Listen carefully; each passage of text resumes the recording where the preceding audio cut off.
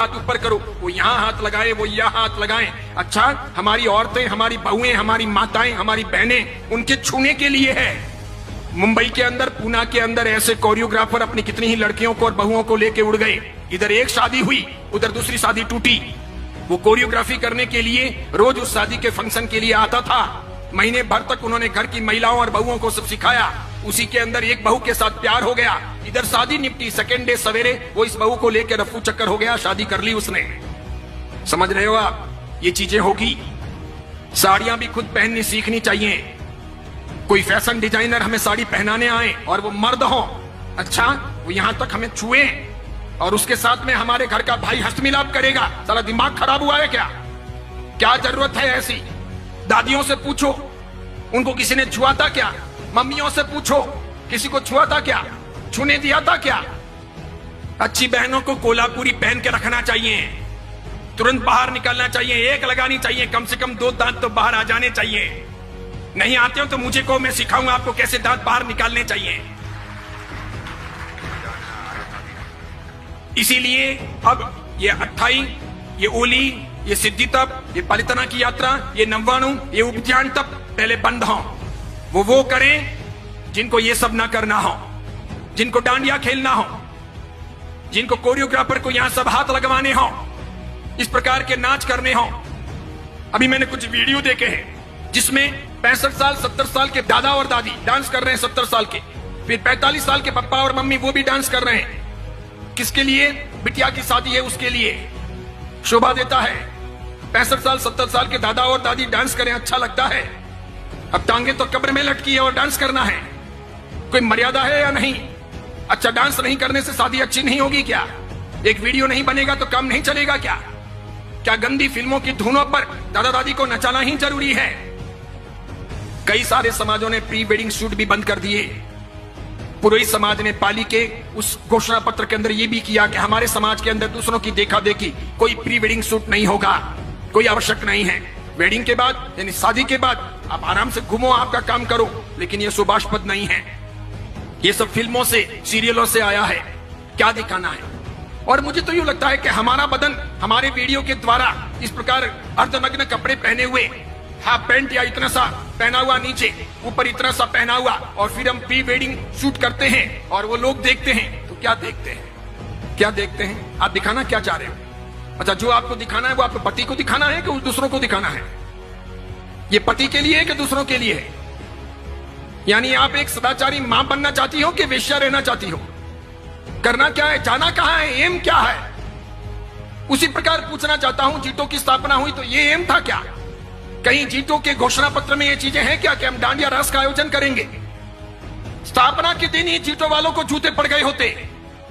आज मेरी बात सच सिद्ध हो गई कि नए पद्मसागर जी महाराज ने बंदरों के हाथों में नारियल दे दिया, बिल्कुल दे दिया।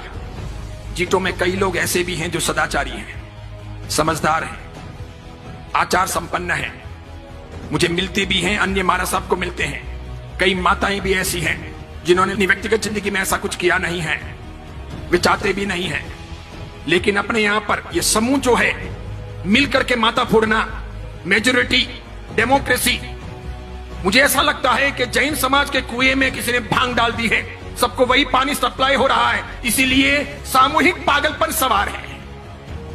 इस बीच में ऐसा कोई आदमी बोले तो उसकी बहुत कीमत नहीं, उसको लोग खारा समझते हैं, उसके प्रति लोग दुर्भाव रखते हैं, उसे पसंद नहीं करते। क्योंकि मुझे तो ये सब फर्क नहीं पड़ता, मैं किसी की रोटियों का मोहताज नहीं हूं, और मैं तो कफन पहन के निकला हुआ हूं पहले से ही, और मेरे कोई आगे रोने वाला नहीं, पीछे कोई धोने वाला नहीं, मैं इसकी फिक्र करता नहीं। मुझे कोई बहन बेटी की शादी करवानी नहीं है, मेरा कोई उपास्य नहीं, मेरा कोई मंदिर नहीं, मेरा कोई घर नहीं, मेरे कोई स्थान है नहीं, मैं कल कहां रहूंगा ये मुझे पता नहीं है, इसलिए मैं कोई परवाह करता नहीं कि मुझे किसी प्रकार की गुलामी करनी है, बिल्कुल नहीं, नेवर। मैं तो सत्व के आधार पर जीने वाला आदमी हूं। जितने केस होने दें, जितने दुश्मन सामने आए आने दे, जिस मुकाम पर मौत होगी होगी, एक बार होगी, 2 बार थोड़ी होती है मौत, एक बार होगी। और किसी के सर्टिफिकेट से मुझे कोई स्वर्ग या मोक्ष थोड़ी मिलेगा, तो क्या फर्क पड़ता है कोई मेरे बारे में क्या बोलता है, कुछ भी कहे।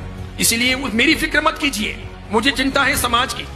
भगवान महावीर का समाज चिंता रहा, वो पवित्र रहा, अच्छा रहा, तो साधु साध्वियों का और हमारे सब कामों का कोई व्रत रहेगा।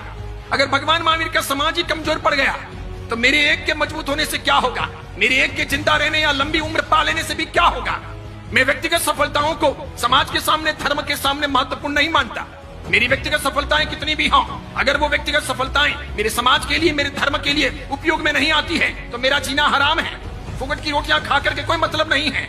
इसलिए मैं सोचता हूं सफलता का पहला मापदंड कि मेरा समाज सुरक्षित रहे, साफ सुथरा रहे, मेरा धर्म सुरक्षित रहे, साफ सुथरा रहे।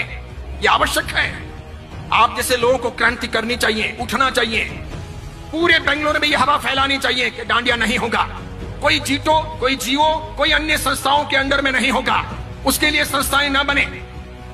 जो लोग भी प्रयास करें आकर के मुझे कहिएगा, मैं आपके साथ में हूं, तन से, मन से, धन से, और पूरी ताकत लगाइए। और खास करके मैं मातृ शक्ति से कहना चाहूंगा कि उठो। हमारी बहन बेटियों को, हमारी आने वाली परंपराओं को हमको भ्रष्ट नहीं बनाना है, वेश्या नहीं बनाना है। जवानी के दिन तो चले जाएंगे, उनको लोगों के सामने नहीं थिरकाना है। वो गंदे गंदे फिल्मों के गीत क्या सिखाने हैं, क्या जरूरत है, और क्या क्या होगा, और वापस रात्रि भोजन होगा। इसलिए जीतों की भलाई इसी में है कि वो समझें, वो मर्यादा में रहें, वो ऐसे काम ना करें। वो IAS IPS के लिए काम कर रहा है, वो बहुत अच्छा है, वो कीजिए। एजुकेशन के लिए, साधर्मिक भक्ति के लिए, मेडिसिन के लिए, या फिर साधु साध्वी के वैयावच यानी श्रवण आरोग्यम के लिए जो काम कर रहा है वो अच्छा है, बहुत बढ़िया है। इसके लिए वे अभिनंदन के पात्र हैं। लेकिन ये जो काम किया जा रहा है, इसमें जो लोग भी लगे हुए हैं, बस इसी में शान है कि चुपचाप पीछे हट जाएं, ना करें। इसका अंजाम अच्छा नहीं होगा। फिर ऐसा ना हो कि हमको दूसरे कोई तरीके अपनाने पड़े बंद करवाने के लिए। ऐसी चीजें मान्य नहीं होनी चाहिए।